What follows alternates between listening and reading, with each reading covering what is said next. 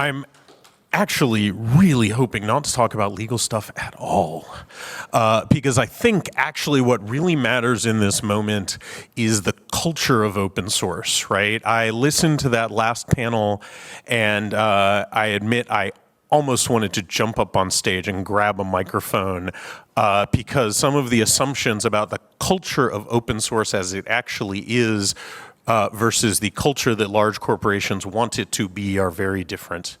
And we're going to talk about that a little bit today.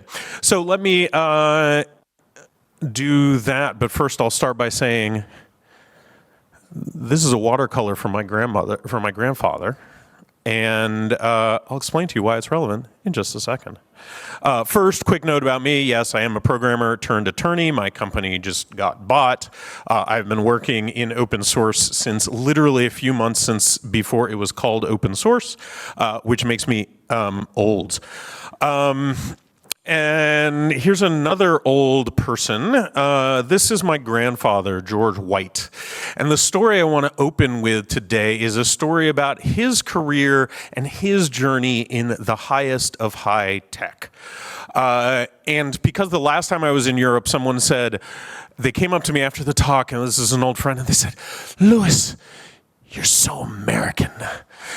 They did not explain what that meant, despite my earnest entreaties. So I figured I'm just going to amp up the Americanness to 11 by talking about the moon landing. So the topic, the title here is The End of the Beginning, right? And I chose that because I think open really is at the end of a phase change that started just around 30 years ago and is now coming to a pretty natural end. And my grandfather started his career in tech as a small child in rural Pennsylvania, and a guy flew a plane into a field, not an airfield, but a cornfield, because that was a thing you could do in those days. And you could then pay $0.25, and you would go up, you'd fly a loop, and you'd get set down again, and you'd get a little certificate. And unfortunately, I thought I had a scan of this certificate because my grandfather kept it his entire life. But unfortunately, it seems that I left the drive with those scans at home, so you're getting some other pictures instead. But that was the state of airplanes when he got involved in the flying industry, right? You could literally fabric-covered wings, not metal-covered wings, fabric-covered wings.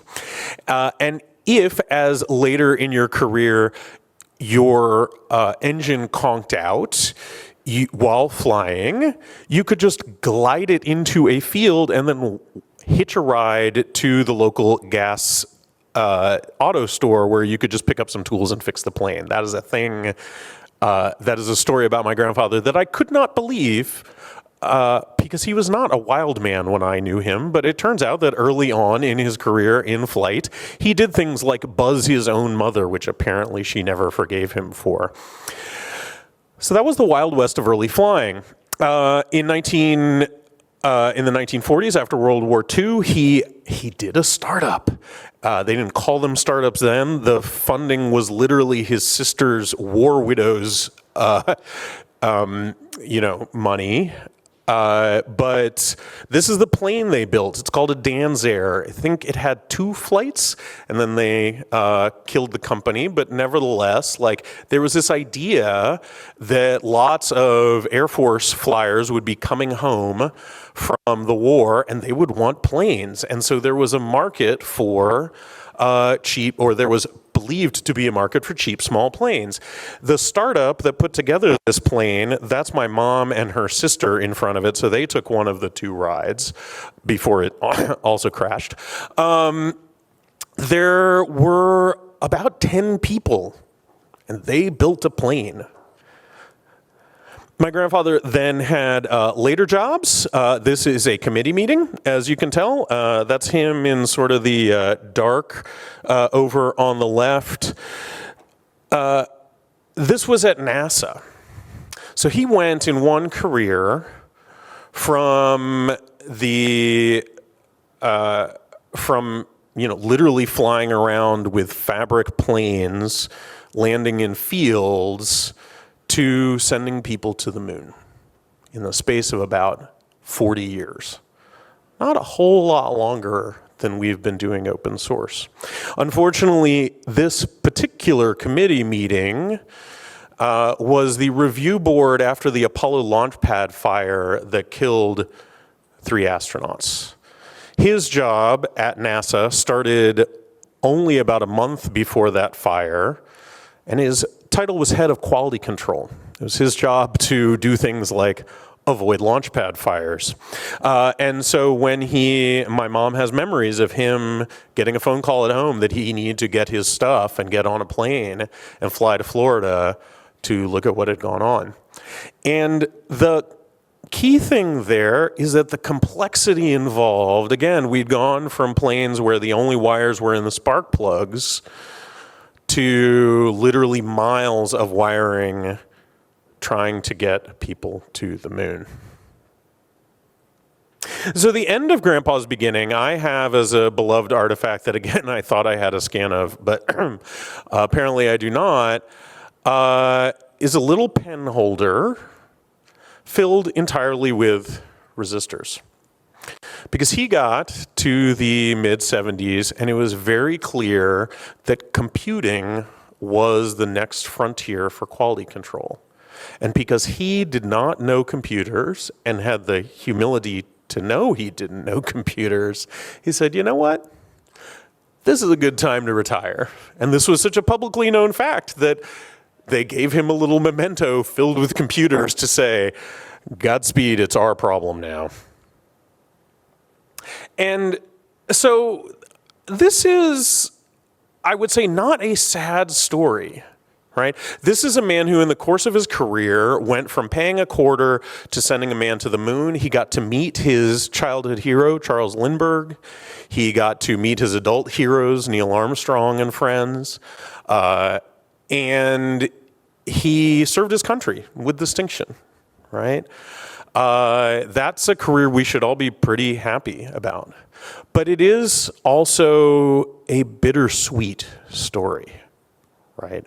This is a technology that had an arc from, dudes with paintbrushes building planes to, hey, we should do some startups to, hey, we should send people to the moon to not long after he retired, maybe we should bankrupt all of our small plane manufacturers because, hey, small planes are dangerous, it turns out, and maybe they should have to buy some insurance.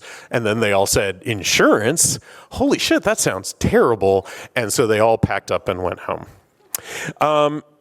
So that's a sort of, now look, I got here on an amazing act of technology, right? And I'm sure many of you did as well. So again, not a sad story, but a bittersweet one. You cannot start a plane company in your garage anymore. If all that sounds familiar, hello, hi, congratulations. That means you've been paying attention today. We are, I believe, at the end of the beginning of open. This is a sad story, or maybe not a sad story, but again, a bittersweet one. By the way, I'm doing this without my speaker notes because of technology issues, so sorry, not sorry. There are a bunch of changes that have led to this. There are a bunch of small changes that have added up to, I think, this big change where we are entering a new, more mature phase of open source. The first slow change is, I think, every single panel I've been at today has mentioned the Harvard Business School study, $8.8 trillion. We can all say it in our sleep. Possibly that study overvalues open source by an order of magnitude. Possibly that study undervalues open source by an order of magnitude because it doesn't count the Linux kernel, it doesn't count Android, it doesn't count the browsers. Right?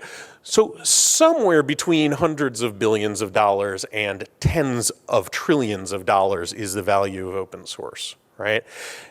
No industry has ever been that valuable to the world without changing. So that's slow change, but that is not something that's happened overnight. That's something that's been happening slowly over the course of this entire beginning of open source.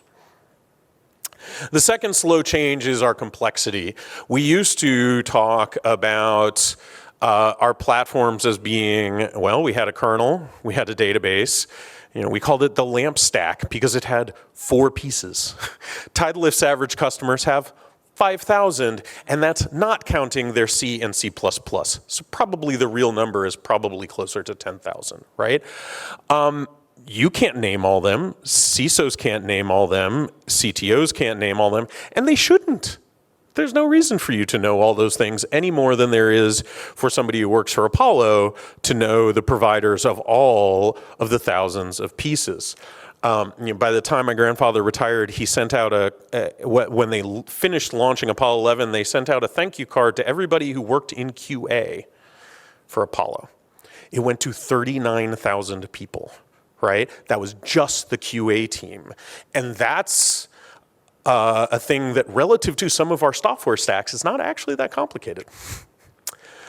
There's, of course, also a couple of sudden changes. The first one, as we've been talking about all day, is regulation.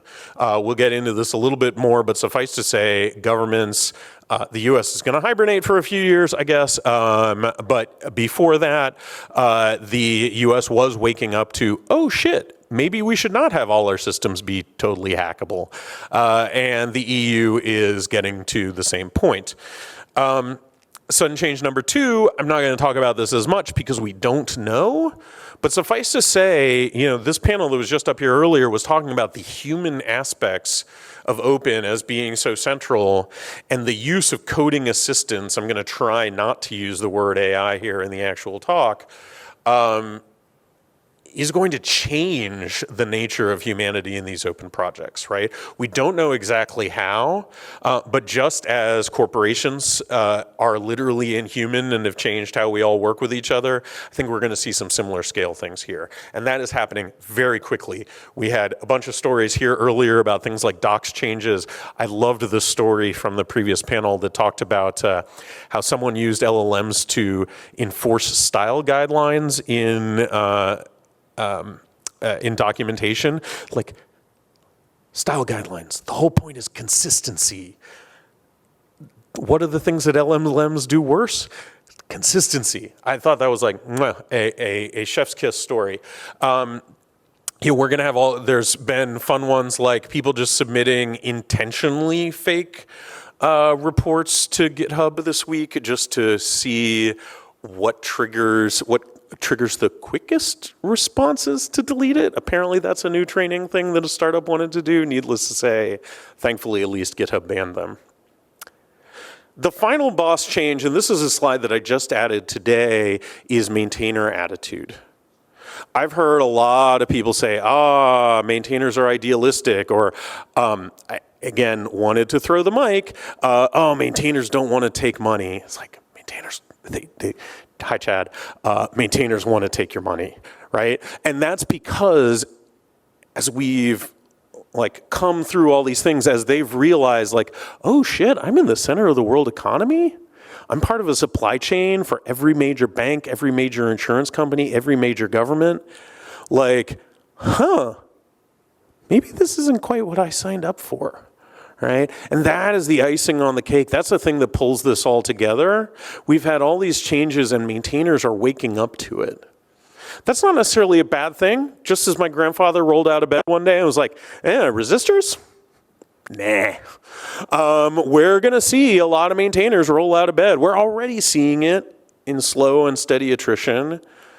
This isn't what I signed up for anymore. Right? I didn't sign up to be regulated. I didn't sign up to field all these questions from the Department of Defense. We see that partially coming out as ethical licensing, but we see it in a lot of other ways too. So, I promised I'd be quick, and apparently I'm not doing that. So we'll blow through. So, eventually you can tell this is an office from the 1960s because my grandfather, who never drank and never smoked, had 2 ashtrays in his office. So the desk is big enough to hold 2 ashtrays, and B, you were just supposed to of course people lit up during meetings. How else could you launch somebody to the moon? It had to be nicotine. And those paintings on the wall were every plane that he'd ever watercolors he made of every plane he'd ever been involved in, from the first thing that he barnstormed in, to the stuff he worked on during the war, to Apollo. So some of us are going to end up, in fact, some of us already have pretty big offices, and others of us are going to get the hell out. So what kind of advice can we learn? And by the way, this isn't just specific to flight. It isn't specific to open. These kinds of cultural generational shifts happen in every kind of technology. So we shouldn't think we're weird. We need to figure out how to embrace and live with that in a way that saves the best parts of our values while also realizing that we can't just, unfortunately, do it the way we used to do. So advice for companies. My first piece of advice is just the reality that source available is not going away.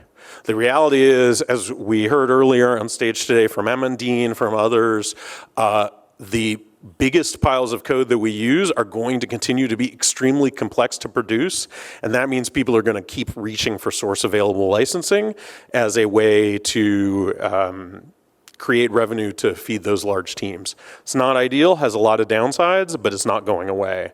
And in fact, because we need to keep money flowing through a complex system, because ultimately what underpins all of this is complexity, that's probably not even the worst thing.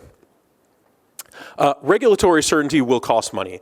The European Commission had somebody at the events in Brussels last week, and when someone said, well, how's this all going to work?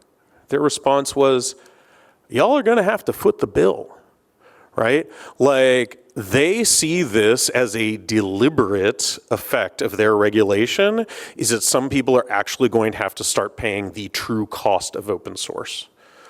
They see that as a benefit. Whether or not that's a benefit, it's complicated. I certainly think so, because my day job at Tidelift involves trying to pay maintainers, but I can see why not everyone would agree. The final thing that I would tell companies is that maintainers are going to increasingly say no. We've already seen this happening for many years, but as I think this cultural change is absorbed, people are just going to say, you know what? Yeah, you come from a .com email address that's not like Gmail, like, you can pay me or you can go away. We're going to see increasingly a lot more of that, and companies are going to have to figure out a strategy. I hate to keep picking on this prior panel, especially since the folks aren't here, and I do actually want to start having some conversations, but the number of excuses of, oh, paying people is hard, oh, paying people is complicated, like, really some true originality and creativity in the field of that excuse making. And I've heard a lot of those excuses over the years at Tidelift. And companies are going to have to figure out how to do that, because otherwise they are just not going to get a lot from open source increasingly. So what else can we, what else are other lessons from this new phase of open? Regulators honestly should not be afraid. A lot of the myths we are told about open source maintainers are just those, right? For those of you who made it out of bed early this morning and all the way through the whole day, one, bless you. Two, you may have heard me say in the early morning panel how many people have been tempted to throw their computers into a lake, and like half the room and raised their hand and the other half were lying, right? People get it, right? This is part of the maintainer attitude change that I was talking about earlier. Computer people, more than anyone else, understand that these systems are complex as hell, fragile, clunky. Like, we want to see them better too, right? And so when regulators come and are like, I don't know, I know this is a little scary, but what if we made software better?